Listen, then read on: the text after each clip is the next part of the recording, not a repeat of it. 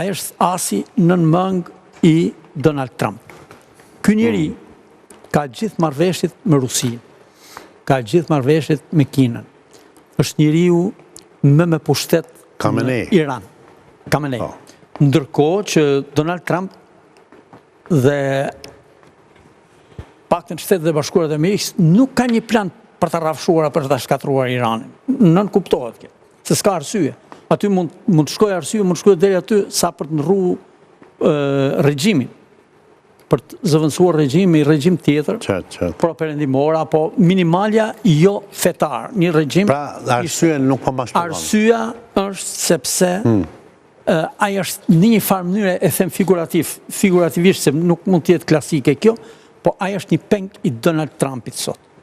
Khamenei është peng i Donald Trumpit për të vazhduar bisedën dhe për të vazhduar komunikimin me të. Për shumë arsye duhet fillu nga ajo që është më e rëndësishme që thëm kjo e Goxha që mos ketë një dalje jashtë të konflikt. Të lutem, analizë për analizë nuk dua, unë dua një analizë që del në një përfundim. Pra nuk e vrau, sepse i duhet. Sepse i duhet peng. I duhet peng. Kjo është logjika. Në rregull, aty rrim se lidhset pastaj e mori peng. Nuk besoj që në këtë deri në këtë fazë, por janë shumë interesa. Me Kinën arriti marrëveshjen tregtare, me Rusinë Trumpi. Si shkoni ke Kina prapë, ne po flasim për Khamenei tani. Po mirë, po Khamenei është aliat i Kinës, morzhej në Khamenei ka kultin kryesor të gjithë fuqisë Iranit. A është 86 vjeç më fort tani. Po aq më tepër se 86 vjeç. Ai ka fuqi shpirtërore, e bën një lutje, e bën një kështu. Irani është një shtet teokratik, pa është një demokraci teokratike. Po. Demokraci fetare. Ai fuqia e tij është pra te çështjet e armëve bërthamore, pra aty ka fuqi dhe kapasitet, se ka fjalën e fundit, ka fetvan, sepse është kryetari i Këshillit Fetar të Iranit. Ka marrëdhëniet e jashtme të Iranit, pra me cilën marrëdhëniet e jashtme të Iranit, kurse pjesën dhe kontrollon vetëm gardën revolucionare.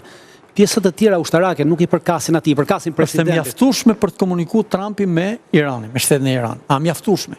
Ky është personi kyç. Komunikimi deri më sot ka qenë nëpërmjet presidencës iraniane. Mendoj pak më ndryshe, sepse rrëzimi menjëhershëm i regjimit, vrasja e Ayatollah Khomeinit do të shkaktonte një luftë civile në Iran dhe pasojat do ishin të paparashikueshme.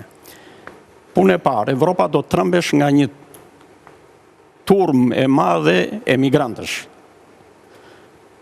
që parashikoheshin nga 10 deri në 15 milion njerëz që do ikin nga vatrat e luftës dhe do i përplasen Evropës.